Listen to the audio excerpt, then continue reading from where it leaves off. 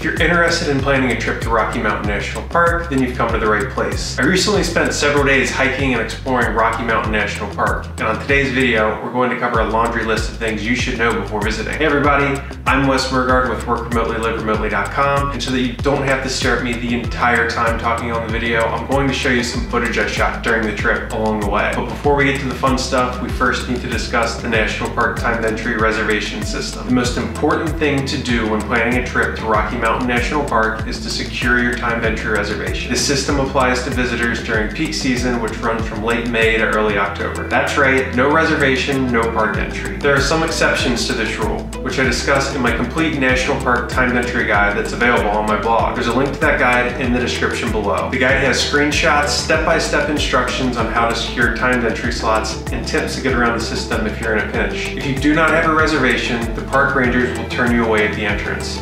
So be sure to check that out after watching this video. Now let's talk about where to stay when visiting Rocky Mountain. During my visit, we stayed in Estes Park, which is located near the Rocky Mountain's eastern entrance. Estes Park is about a 90-minute drive from Denver, which is home to the nearest major airport. If nothing in Estes Park works for you, also take a look at Grand Lake, which sits along the park's western entrance. While Grand Lake provides better access to water sport activities on its surrounding lakes, the biggest downside to staying in Grand Lake is that you're just likely to increase your driving time since it's in a less convenient location relative to many of the more popular areas in the park. Another important thing to know about Rocky Mountain is where to find food or water, and the answer to that is not very many places. In fact, the only place I'm aware of is the Alpine Visitor Center, which is located near the center of the park. It'll take roughly 45 minutes or so of driving from either entrance to reach this area. The Visitor Center has a restaurant and sells bottled drinks. Just be mindful that this stop can be extremely busy around lunchtime. Additionally, I'd recommend bringing a small cooler to pack any meals, snacks, or drinks you'll need throughout the day. Also keep in mind that cell phone service throughout Rocky Mountain National Park isn't great. I had more luck when closer to either Estes Park, Grand Lake, or the Alpine Visitor Center. It isn't a bad idea to snag a park map at the park entrance when you arrive either. Even the GPS on my phone would have issues updating since the service was so spotty. The next topic we'll address is how many days you should plan to spend visiting Rocky Mountain National Park. It's difficult to come up with a one-size-fits-all solution to this question,